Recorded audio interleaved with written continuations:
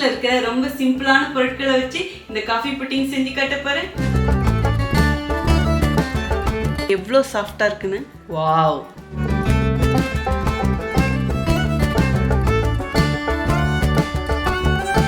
Hi friends, welcome to cook with Sangeetha. இன்னைக்கு நம்ம பார்க்க போறது காஃபி புட்டிங். ஆமாங்க, நம்ம சப்ஸ்கிரைபர்ல சிலர் கேட்டிருந்தாங்க, அக்கா உங்க ஸ்டைல்ல காஃபி புட்டிங் செஞ்சு காமிங்கன்னு சொல்லிட்டு. ஸோ குழந்தைங்களுக்கு இப்போ ஹாலிடேவா இருக்கு, வீட்டில் இருக்க ரொம்ப சிம்பிளான பொருட்களை வச்சு இந்த காஃபி புட்டிங் செஞ்சு காட்ட போறேன். நம்ம சேனலை யாரெல்லாம் என்ன சப்ஸ்கிரைப் பண்ணலையோ சப்ஸ்கிரைப் பண்ணுங்க. ப்ளீஸ் கீழே இருக்கிற பெல் பட்டன்லாம் மறக்காம ஆள் கொடுங்க. அப்பதான் நான் போற வீடியோ உங்களுக்கு உடனே வரும். வாங்க இப்போ எப்படி செய்யறதுன்னு பார்க்கலாம். காஃபி புட்டிங் செய்யறதுக்கு ஃபர்ஸ்ட் தேவையானதெல்லாம் மிக்ஸ் பண்ணி வச்சிடலாங்க. 3 டீஸ்பூன் நான் காஃபி பொடி எடுத்திருக்கேன். இது வந்து ப்ரூ காஃபி பொடிங்க. உங்ககிட்ட என்ன காஃபி பொடி இருக்கோ நீங்கள் அதையும் யூஸ் பண்ணிக்கலாம். இன்னைக்கு 1/2 லிட்டர் மில்க் வச்சு தான் நம்ம காஃபி புட்டிங் செய்ய போகிறோம். ஸோ அதுக்கு தகுந்த பொருள் தாங்க நான் எடுத்திருக்கேன். இப்போது இதில் கொஞ்சமாக தண்ணி ஊற்றி கட்டி இல்லாமல் நல்லா மிக்ஸ் பண்ணிக்கலாங்க. அப்படி நல்லா மிக்ஸ் பண்ணி கொடுங்க. கொஞ்சம் கூட கட்டி இருக்கக்கூடாது. இந்த அளவுக்கு மிக்ஸ் பண்ணால் போதுங்க. இப்போ இதை அப்படியே எடுத்து ஒரு பக்கம் வச்சுடுங்க. அடுத்தது கார்ன்ஃப்ளவர் மாவு 3 டீஸ்பூன் எடுத்து வச்சுருக்கேன். இப்போ இதையும் தண்ணி ஊற்றி கரைச்சிக்கலாங்க. ஒரு 50 ml தண்ணி ஊற்றினீங்கன்னா போதும். கொஞ்சம் கூட கட்டி இல்லாமல் நல்லா கரைச்சிக்கணும். ரொம்ப தண்ணி ஊற்றி கரைச்சிங்கன்னா புட்டிங் அப்படியே லூஸ் ஆகிடும்.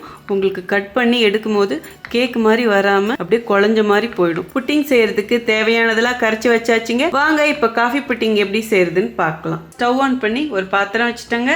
காய்ச்சாத பால் 1/2 லிட்டர் எடுத்து வச்சுருக்கேன். அதை இந்த பேன்லேயே ஊற்றிடலாங்க. நல்லா திக்கான பாலாக எடுத்துக்கோங்க, அதுதான் டேஸ்ட்டாக இருக்கும்.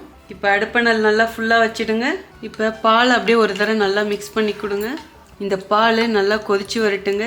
நான் வந்து இன்றைக்கி நார்மல் பால் ஊற்றி செய்கிறேன். நீங்கள் ஈவன் கோகனட் மில்க் எடுத்து கூட செய்யலாம்.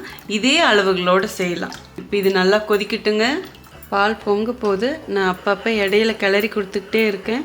ஏன்னா கிளறி கொடுக்கலன்னா அப்படியே சைட்லலாம் ஆடை பிடிச்சிக்கும். இந்த ஆடையும் அப்படியே எடுத்து விட்டுருணும். மில்க் நல்லா கொதிக்க ஆரம்பிச்சிருச்சுங்க. இப்போ நல்லா ஒரு வாட்டி கிளறி கொடுத்துருங்க. அடுப்பணல் ஃபுல்லாக கம்மி பண்ணிவிடுங்க. 100 கிராம் சர்க்கரை எடுத்து வச்சுருக்கேங்க. அதுவும் இதிலே போட்டுடலாம்.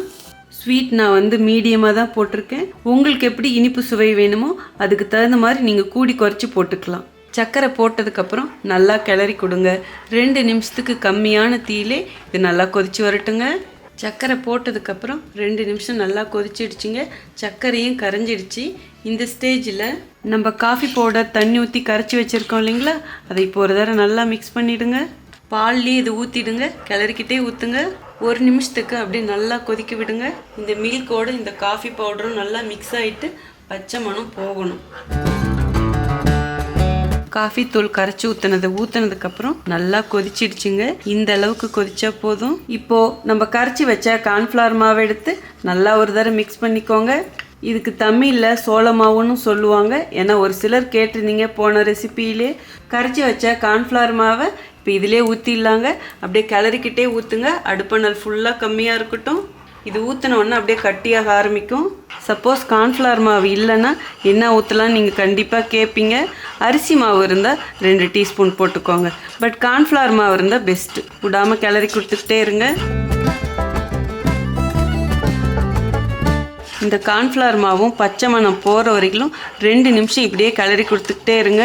இது கிளறி கொடுத்துக்கிட்டு இருக்கும் போதே 1 டேபிள் ஸ்பூன் பட்டர் எடுத்து வச்சுருக்கேன். அதுவும் இப்போ இதிலே போட்டுக்கலாம். அப்படியே நல்லா மிக்ஸ் பண்ணிக்கோங்க.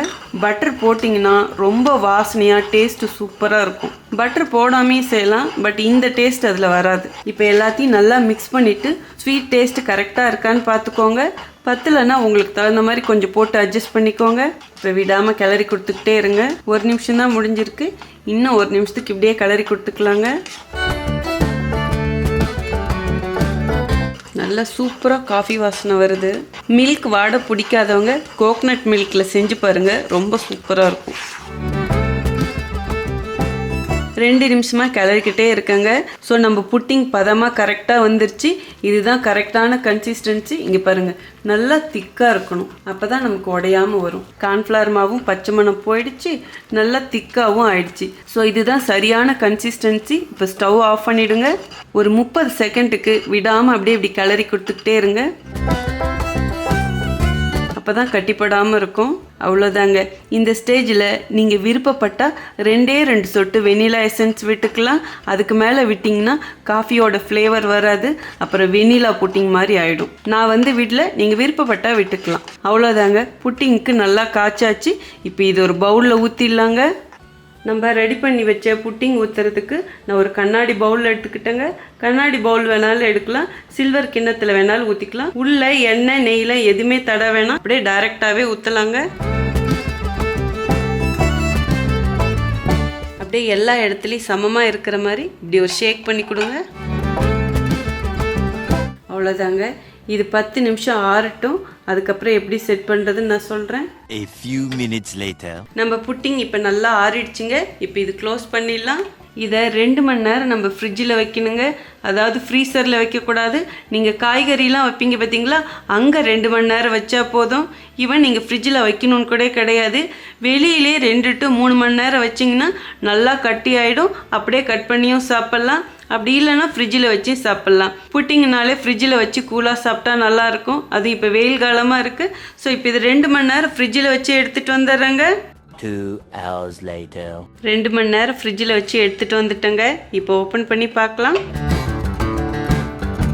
பாருங்கள், செம்ம சாஃப்டாக இருக்குங்க பாருங்க. இப்போ இது ஒரு பிளேட்டில் அப்படியே கவுத்தரலாங்க. பாருங்கள் எவ்வளோ சாஃப்டாக இருக்குன்னு. வாவ், காஃபி புட்டிங்னா இப்படி இருக்கணுங்க. சூப்பராக நம்ம காஃபி புட்டிங் ரெடி ஆயிடுச்சு. இப்போ அப்படியே கட் பண்ணி நீங்கள் சாப்பிட்லாம். பட் சங்கீதா அப்படியே விட போகிறது கிடையாது. இதுக்கு இன்னும் சுவையை கொட்ட போகிறேன். அதுவும் என்ன பண்ணுறதுன்னு இப்போ பார்த்தரலாம். சாக்லேட் சாஸ் கொஞ்சம் எடுத்துகிட்டு வந்திருக்கேங்க. ரெடிமேடாக இது கடையிலையும் கிடைக்கும், நம்ம வீட்லேயும் செய்யலாம். ஸோ இப்போ இந்த சாஸை இது மேலேயே ஊற்றிக்கலாங்க.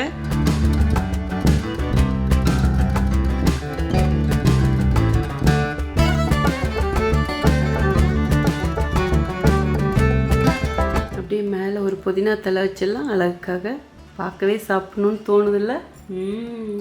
அவ்வளோதாங்க. சூப்பராக நம்ம காஃபி புட்டிங் ரெடி ஆயிடுச்சு. இப்போ எப்படி இருக்குன்னு டேஸ்ட் பார்க்கறதுக்கு முன்னாடி உங்களுக்கு தேவையான டிப்ஸ் கொடுத்துட்றேங்க. ஆக்சுவலாக பார்த்தீங்கன்னா காஃபி புட்டிங் செய்கிறது ரொம்ப ஈஸி. ஸோ வீடியோவில் நான் என்ன அளவு சொன்னனும் ப்ளீஸ் அதை அப்படியே ஃபாலோ பண்ணுங்கள். கார்ன்ஃப்ளவர் மாவு ரொம்ப கம்மியாக போட்டிங்கன்னா உங்களுக்கு இந்த மாதிரி நல்லா கட்டியாக வராது. அப்படியே எடுக்கும் போதே கொழன்னு வரும். இப்போ நான் கட் பண்ணுற பாருங்க, அப்படியே நல்லா கட்டியாக இருக்கும். கார்ன்ஃப்ளவர் மாவு அதிகமாக போட்டிங்கன்னா அதுவும் உங்களுக்கு நல்லா வராது. ப்ளீஸ் நான் வீடியோவில் என்ன அளவு சொன்னனோ அதை அப்படியே ஃபாலோ பண்ணுங்கள். இனிப்பு மட்டும் உங்களுக்கு தகுந்த மாதிரி கூடி குறைச்சி போட்டுக்கோங்க.